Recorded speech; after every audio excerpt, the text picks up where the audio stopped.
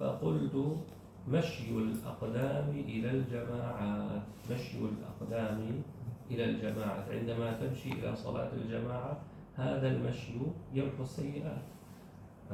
Yang pertama yaitu berjalan ke suatu tempat yang di situ terdapat sholat berjamaah.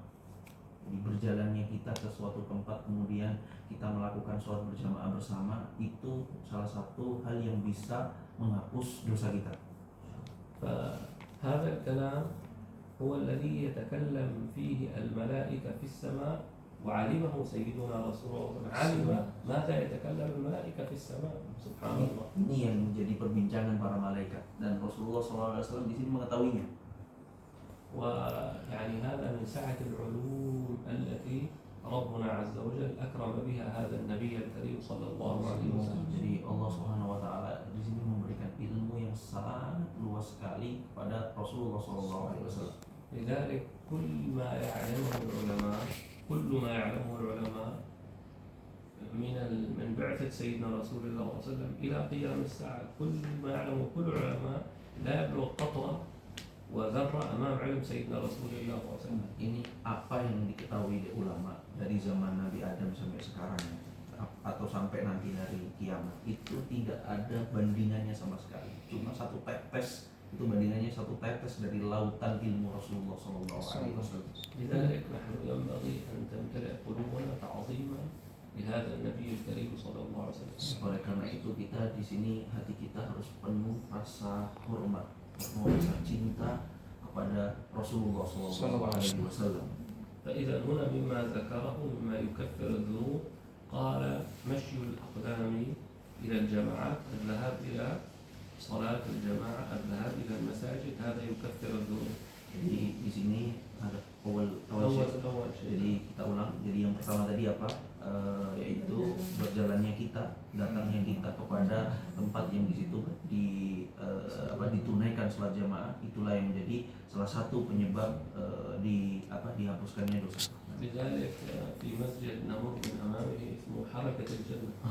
المسجد اسمه مسجد حركة الجنة. الحركة عندما تمشي تتحرك، وهذه الحركة توصلك إلى الجنة، فسمي اسم جميل يعني حركة الجنة. Beliau ini di Cianjur atau di mana? Di mana? Setelah tol Jagorawi itu ada masjid namanya Harakatul Jannah. Harakatul Jannah, bergerakan yang mengantarkan, harokah itu artinya gerakan ya. Harakatul Jannah, gerakan yang mengantarkan kita ke surga. Jadi beliau senang juga dengan nama ini, beliau sangat senang sekali. ربما بعض الناس يسمعون اسمه ولا يعرفون ما معناه ولماذا سمي حركة الجنة. Sebagian orang mungkin nggak paham kenapa kok dinamakan Harakatul Jannah. Ya itulah tadi. Soalnya gerakan kita menuju masjid itu bentuk dari gerakan kita menuju surga. قال سبحان الله مما يكفر الذنوب الجلوس في المساجد بعد الصلوات. الجلوس في المساجد بعد الصلوات. إذا صلى يبقى في مكانه، يعتكف، نعم، يصلي ويبقى في مكانه، هذا الجلوس يكفر الذنوب. Sekarang yang kedua, hal yang bisa menghapus dosa yaitu duduk di masjid setelah sholat. Jadi setelah sholat di masjid berjamaah, kemudian duduk i'tikaf di masjid, itu salah satu termasuk yang bisa menghapus dosa. ويعني سبحان الله كما ورد في الحديث أن الذي يصلي ويبقى في مكانه كما فعلنا الآن الحمد لله، الذي يبقى في مكانه الملائكة تدعو له ما دام في مكانه، تقول اللهم اغفر له، اللهم ارحمه، اللهم اغفر له، اللهم ارحمه. الملائكة تدعو لمن صلى وبقي في مكانه. Dalam satu hadis juga diriwayatkan bahwa malaikat itu akan mendoakan orang yang masih berada di tempat sholatnya. Seperti kita ini, kita kan belum kemana-mana, setelah sholat masih duduk di sini. Nah itu malaikat akan mendoakan, ya Allah berikan rahmat kepadanya, ya Allah berikan ampunilah dosanya. Ini doanya malaikat ya, doanya malaikat seperti itu. وربما مثلا بعض الناس يقول أنا يعني ربما أصلي جماعة في البيت ما أذهب إلى المسجد، كيف أحصل على هذا الخير الجلوس في المساجد بعد الصلوات وأنا أصلي جماعة في بيتي. Sekarang kita muncul pertanyaan, kita kan sholat nggak di masjid, kita sholatnya di rumah gitu. Gimana saya mendapatkan fadilah keutamaan hadis tersebut? Kan katanya harus duduk di masjid, sedangkan kita sekarang sholatnya ada di rumah. Ini gimana caranya biar kita bisa mendapatkan pahala tersebut? وهناك مسألة فقهية ذكرها الفقهاء، مسألة مهمة جدا. يستطيع الإنسان إذا تعلم هذه المسألة أن يجعل في بيته مسجدا. Di fikih ya, di fikih ini unik sekali. Ini ada masalah yang unik sekali dan masya Allah ini bagus sekali. Kalau orang insya Allah memahami masalah ini, dia bisa menjadikan sebagian rumahnya itu sebagai masjid. Nah ini bagus ini, penting ya. فكيف أجعل في بيتي مسجدا؟ كيف أجعل في بيتي مسجد مكان يمكن أن أعتكف فيه ومسجد تماما؟ Gimana caranya saya menggunakan sebagian rumah dalam masalah fikih itu tadi sebagai masjid. Jadi kita juga bisa i'tikaf seperti itu.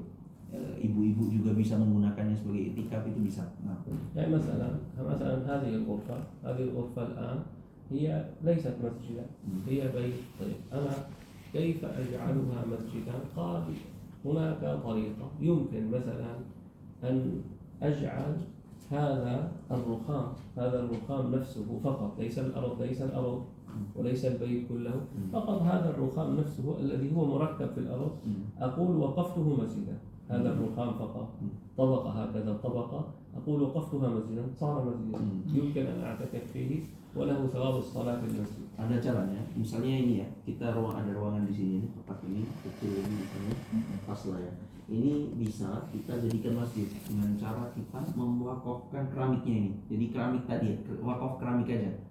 Keramiknya ini kita wakafkan, misalnya saya wakaf keramik ini sebagai masjid. Nah, nanti bisa tuh i'tikaf di sini, sholat di sini, artinya seperti sebagaimana sholat di masjid. Masya Allah. أنا هذا فعلته في بيتي في يعني مكان هكذا في رخام، قسم ليس كل الرخام، قسم من الرخام الذي في الأرض، قسم وقفته مسجدا، صار عندي قسم هكذا صغير مسجد.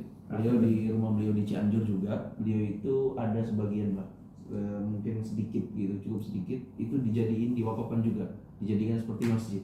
Nah, ولكن إذا يوم من الأيام أريد أن أبيع البيت، أريد أن أغير المسجد، ماذا أفعل؟ أخلع هذا الرخام من الأرض، أنزعه، خلاص انتهى.